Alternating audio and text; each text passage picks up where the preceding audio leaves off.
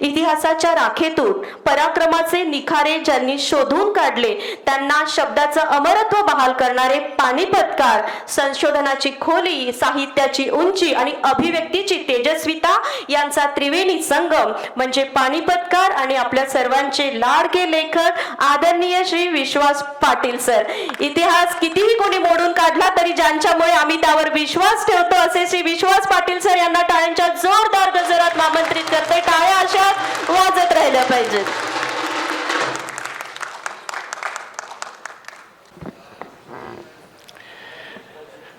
श्री शंभू राज्याभिषेक ट्रस्ट, महाराष्ट्र विद्यार्थी संघटना यांच्या मार्फत आयोजित करण्यात आलेला हा छत्रपती संभाजी महाराजांचा 369वा जन्मोत्सव सोहळा आणि या सोहळ्यासाठी अध्यक्ष म्हणून उपस्थित असलेले माझे वडीलधारी मित्र रामदासजी फुटाणे।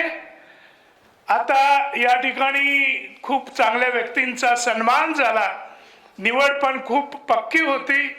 उद्योगपती, नव्या पिढीतले सनी निमन किंवा आरोग्यासाठी, सामाजिक आरोग्यासाठी आपली स्वतःची 5 एकर जागा बहाल करणारे आमचे मित्र अलीभाई, त्याचप्रमाणे बीड सारख्या मागासलेल्या जिल्ह्यातून येऊन पुण्याच्या पेशव्यांच्या सदाशिव पेठेमध्ये आपल्या प्रकाशन संस्थेचा झेंडा लावणारे शरद तांदळे आणि प्रवीण तरडे सारखा अभिनयातून, विचारातून, उच्चारातून नेहमी उसळणाऱ्या अभिनेत्याला स्नेहलपणे काबूत आणणाऱ्या आमच्या भगिनी स्नेहल तरडे, ज्यांचा सन्मान झाला, ज्यांचा अभिनय आपल्याला पाहायला मिळणार आहे।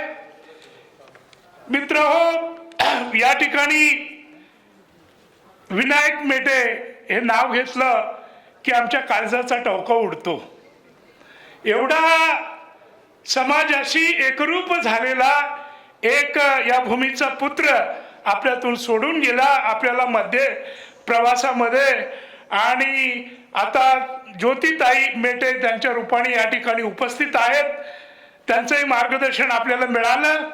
त्याचप्रमाणे अण्णाभाऊ साठे यांच्या परंपरेचा वारसा सांगणारे आमचे सचिन साठे, हा सगळा घाट घालणारे आमचे मित्र राज देशमुख।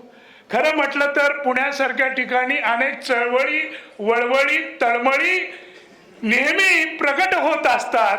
अशा वेळेला कोणीतरी एखादा युवक, त्यांच्या पाठीशी युवक नेता उभा राहणं हे आवश्यक असतं, कारण राजकारण्यामध्ये आणि आपल्यामध्ये दुरी असते, परंतु आपलेपणा प्रत्येक चळवळीला दाखवणारे माझे मित्र राज देशमुख खऱ्या अर्थी ज्यांनी चांगुलपणाची चांगली चळवळ चालवलेली आहे।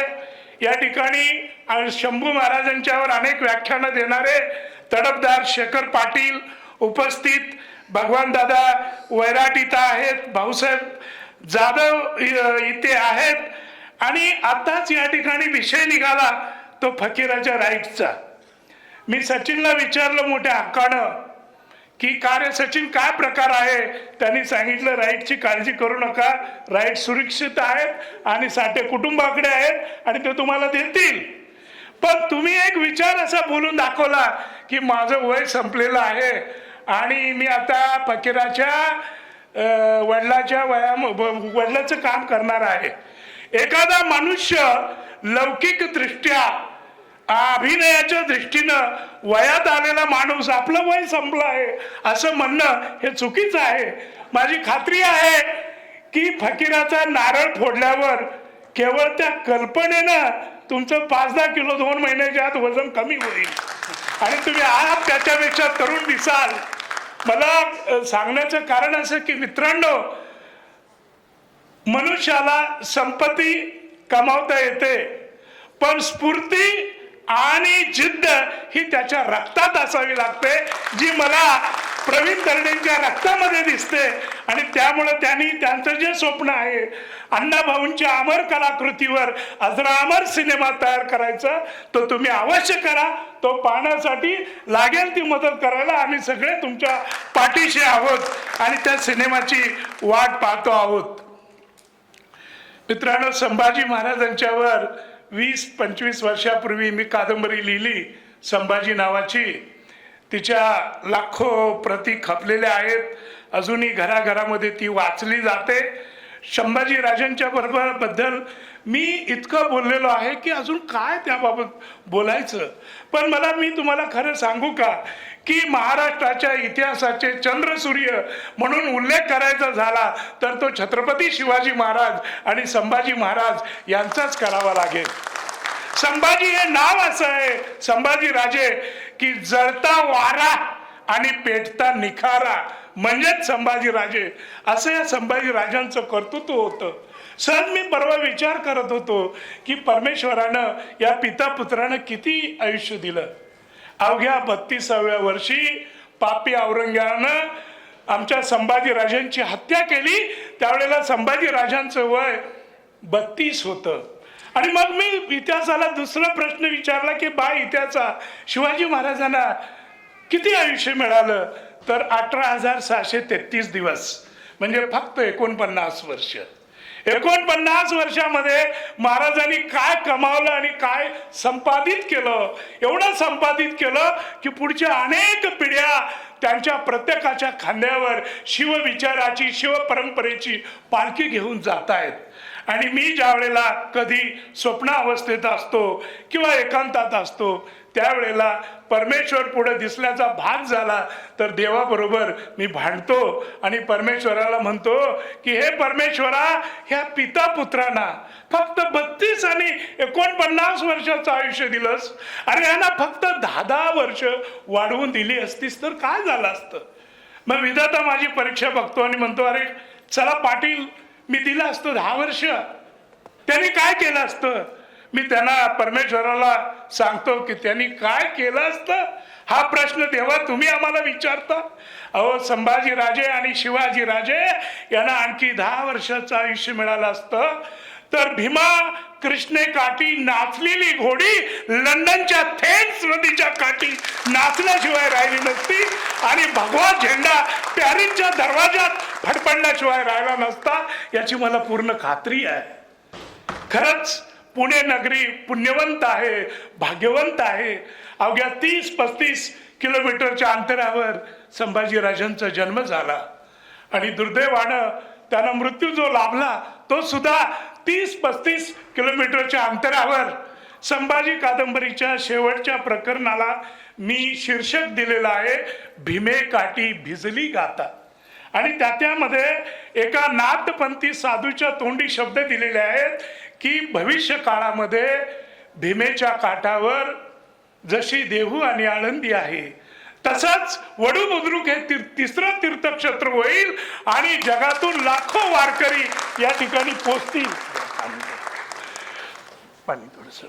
तर असं महान कर्तृत्व हे आमच्या संभाजी महाराजांचं आहे. आणि संभाजी महाराजांचा थोडक्यात विचार करायचा झाला, काही मोजके मुद्दे मी या ठिकाणी तुमच्या पुढे मांडणार आहे. आपल्याला एवढा वेळ नाही, काही मोजके मुद्दे मी मांडणार आहे. आणि ते असे की छत्रपती संभाजी महाराज आणि शिवाजी महाराज यांना जर समजून घ्यायचं झालं तर आपल्याला आग्र्याची मोहीम समजून घ्यावी लागेल. ज्या वेळेला मोठ्या राजांच्या बरोबर आमचे छोटे राजे निघाले त्यावेळेला राजगडावरून बाहेर पडले, त्यावेळेला त्यांचं वय 8 वर्षाचं होतं. आणि ज्या वेळेला 12 मे 1666 औरंगजेबाच्या दरबारात शिवाजी महाराज उभे राहिले त्यावेळेला संभाजी महाराजांचं वय फक्त 9 वर्षाचं होतं. आणि या विषयावर मी आसमान भरारी नावाची एक कादंबरी लिहिली आणि त्याच्यामध्ये बऱ्याच नव्या संशोधनातून गोष्टी कुठून मला मिळाल्या त्याची यादी, फोटोग्राफ्स वगैरे दिलेली आहे. सांगण्याचा मुद्दा असा की 12 मे 1666 ते 17-18 ऑगस्ट 1666 3-3.5 महिन्यामध्ये औरंगजेबानं किमान 5 वेळेला छत्रपती शिवाजी महाराजांची हत्या करण्याचे लेखी हुकूम दिलेले होते.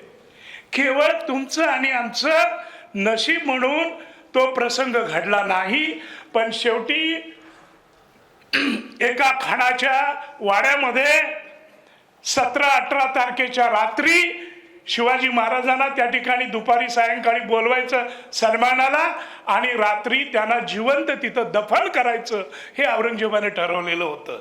त्यासाठी खड्डा सुद्धा खोदून ठेवलेला होता आणि हे महाराजांना कळालं आणि त्याच्या आधी महाराज सटकले. ज्या वेळेला शिवाजी महाराज, मग अनेक प्रवाद आहेत, ते पेटाऱ्यातून सटकले का आणि कशातून सटकले, मी तुम्हाला मुद्दाम आठवणीनं सांगेन की महाराजांनी पेटा वापरला, पेटारे, पण पेटारे वापरले सुद्धा नाही. बुद्धीच्या पेटाऱ्याचा त्यांनी मोठा वापर केला आणि ज्या वेळेला औरंगजेबाला कळालं की संभाजी राजे आणि शिवाजी राजे हे पळून गेले, निघून गेले आग्र्यातून, त्यावेळेला औरंगजेबाने विचारलं की कसे निघून गेले. त्यापूर्वी तुम्हाला मला हे सांगावं लागेल की त्या 3.5 महिन्यामध्ये औरंगजेबानं शिवाजी महाराजांना अनेकदा सांगितलेलं होतं आणि शिवाजी महाराजांनी लकडा लावलेला होता की तुम्ही मला फक्त त्या समारंभासाठी बोलवलेलं होतं, मला माझ्या भूमीमध्ये जाऊ द्या. औरंगजेबाने शिवाजी महाराजांना निरोप दिला की तुम्हाला कधी जाऊ शकता, तुम्हाला कुणी अडवले, आज दुपारी सुद्धा तुम्ही जाऊ शकता, फक्त संभाला इथं ठेवा आणि तुम्ही स्वराज्यामध्ये निघून जा. हे अनेकदा औरंगजेब कळवत होता आणि ते कळल्यावर संभाजी महाराज, शेवटी असं आहे की अल्पवयामध्ये आई सोडून गेली आणि त्यानंतर जिजाऊ साहेब आणि त्यानंतर 3.5 महिन्याच्या काळामध्ये हे दोघे पिता पुत्र एका गादीवर किंवा एका पलंगावर एकत्र एकमेकाला मिठ्या मारून झोपत होते आणि कधी स्वराज्यात आपल्याला जायला मिळेल कोणालाही कळत नव्हतं, पण त्या दोघांच्या श्वासाची भाषा एकमेकाला कळत होती आणि आपल्या पित्याचं हे महासंकट बघून संभाजीराजांनी शेवटी एक दिवस सांगितलं की आबासाहेब, माझ्या मोहात पडू नका, तुम्ही हिंदवी स्वराज्यात निघून जा, तुमच्यासाठी मी इथं औरंगजेबाची आजन्म कैद भोगायला तयार आहे. त्यावेळेला शिवाजीराजे हसले आणि म्हणाले की अरे बाळ शंभू, तू किती सांगतोस, किती सोपं आहे ते, पण तुला काय माहित. बाळ शंभू, तुला सोडून मी जर महाराष्ट्राच्या सीमेवर गेलो तर महाराष्ट्राच्या देवळातले देव उठून येतील आणि मला सीमेवर आडवून विचारतील की बाळ शंभूला सोडून तुम्ही राजे हिंदवी स्वराज्यात आलात कसे. हे मोठं प्रेशर होतं आणि शेवटी संभाजी राजांनाच बरोबर घेऊन निघायचं हे शिवाजी महाराजांनी ठरवलेलं होतं. औरंगजेबाला ज्या वेळेला कळालं पेटाऱ्यातून गेले, त्यावेळेला औरंगजेबाने विचारलं कोण कोण पेटाऱ्यातून गेले. संभाजीराजे गेले, शिवाजीराजे गेले. ते पेटारे होतेच पकडलेले आणलेले. ते म्हणाले, औरंगजेब म्हणाला, अरे तुम्ही वेडे आहात की खोळे आहात. 12 मे पासून, आजच्या भाषेत मी तुम्हाला इंग्रजी तारखा मुद्दाम सांगतोय कळाव्यात म्हणून, 12 मे पासून गेल्या 3-3.5 महिन्यामध्ये शंभू राजेला आम्ही कधी अडवलं होतं.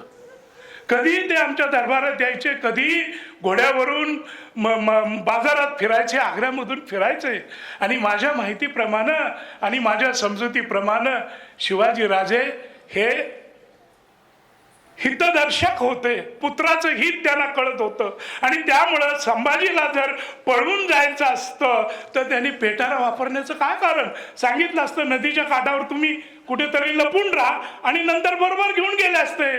कारण मी कधीही शंभू राजांना अडवलं नव्हतं, अगदी काल सुद्धा ते माझ्या दरबारात होते. आणि शेवटी जहांगीर जो औरंगजेबाचा आजा, त्याच्याकडे हरणं होती 3-4 हजार, तो चिडियाघर होतं. 2 हरणं आणली, एक मोठं हरण मोठ्या पेटाऱ्यात ठेवलं, छोटं हरण छोट्या पेटाऱ्यामध्ये ठेवलं आणि मोठं हरण नेलं तर ते मृत पावलं आणि छोटं हरण बेवट झालं.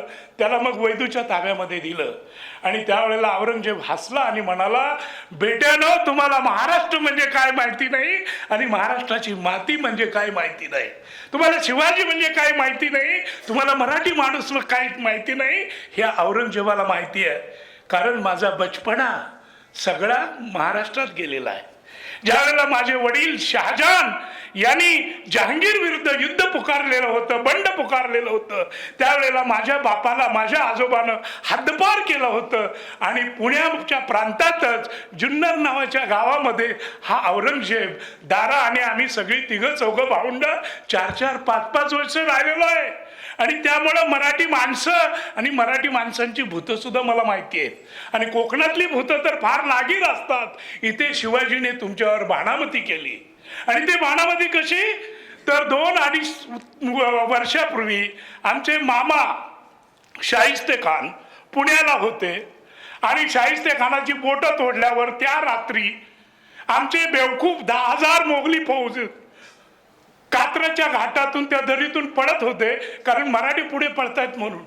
शेवटी या 10,000 आमच्या बेवकूफांनी ते सैन्य पकडलं. त्यावेळेला काय होतं तर बैल होते आणि बैलांच्या शिंगाला पलिटे बांधलेले होते. आणि हे लक्षात ठेवा की हा शिवाजी राजा एवढा हुशार आहे की मामा के लिए बैल और भांजे के लिए पिठारे. आणि पिठारे खोटे आहेत, कारण पेटारे एकदा आणल्यानंतर माझे सगळे जे अधिकारी आहेत ते पेटारे पेटारे पेटारे म्हणून पेटाऱ्याच्याच पाठीशी राहतील, तपासत राहतील. आणि शिवाजी महाराज दुसऱ्या मार्गाने निघून गेले. ते कसं गेले ते मी त्याच्यामध्ये तपशीलवार राजस्थानी कागदपत्रातून काढलेलं आहे, लिहिलेलं आहे. तर या काळामध्ये छत्रपती शिवाजी महाराज आणि संभाजी महाराज हे एकत्र आले. यावेळेला संभाजी महाराजांचं वय फक्त 9 वर्ष होतं आणि ज्यावेळेला संभाजी राजे 18 वर्षाचे तरणेबांड झाले, संस्कृतचा वारसा होता आजोबा शहाजी राजे, त्यावेळेला भारतातल्या 11 सर्वश्रेष्ठ संस्कृत पंडितांपैकी एक होते, ते म्हणजे शहाजी राजे. आणि शिवाजी महाराजांची जी राजमुद्रा आहे ती स्वतः शहाजी बाबांनी लिहिलेली आहे, हे आपल्याला विसरून चालणार नाही. हे शहाजी महाराज अशा परिस्थितीमध्ये हे आमचे संभाजी महाराज वाढलेले आणि 18 वर्ष वय. त्याच्या आधी संस्कृत काव्य लिहिलेली त्यांनी आणि ते 18 वर्षाचे असताना थोरले महाराज दक्षिणेच्या मोहिमेवर निघाले. आणि थोरले महाराज दक्षिणेवर निघताना त्यांनी संभाजी राजांना सोबत घेतलं नाही. घ्यायला पाहिजे होतं. 9 वर्षाचं असताना औरंगजेबाच्या दरबारात प्रतिनिधी म्हणून पाठवलं आणि 18व्या वर्षी मोहिमेत सोबत घेतलं नाही. एवढंच नव्हे तर हुकूम निघाला की त्यांनी रायगडावर राहायचं नाही, त्यांनी कोकणात जायचं आणि श्रंगारपूरला राहायचं. म्हणजे आपल्यावर एवढा जो प्रचंड अविश्वास आपल्या पित्याने दाखवला, याबद्दल संभाजी राजे एक तेजपुंज तरुण म्हणून खवळणं हे सहज शक्य होतं. आणि मुळात या पहिलं जे अण्णाजी दत्तो अण्णाजी अण्णाजी अण्णाजी सगळा जो आज जो गजर चाललेला आहे त्याची उत्पत्ती ही संभाजी कादंबरीमध्ये आहे. पहिल्यांदा मी पिसुर्लेकर आणि इतर जे पोर्तुगीज कागदपत्रातून नावं काढली ती म्हणजे मोरो दादाजी आणि अण्णाजी दत्तो. ज्यावेळेला संभाजीराजे तरुण होते त्यावेळेला त्यांना कळलं की आपल्या स्वराज्यामध्ये सुद्धा काही भ्रष्टाचारी लोक आहेत आणि त्यामुळे ते उघडपणे बोलायचे, हे आले कारभारी, भ्रष्टाचारी कारभारी आले. आणि हे कोणालाही आवडणार नाही. मी कादंबरीत लिहिलेला आहे तो फार महत्वाचा असा विचार आहे की रणांगणावर योद्ध्यांनी सांडलेलं रक्त पावसाच्या एका सरीबरोबर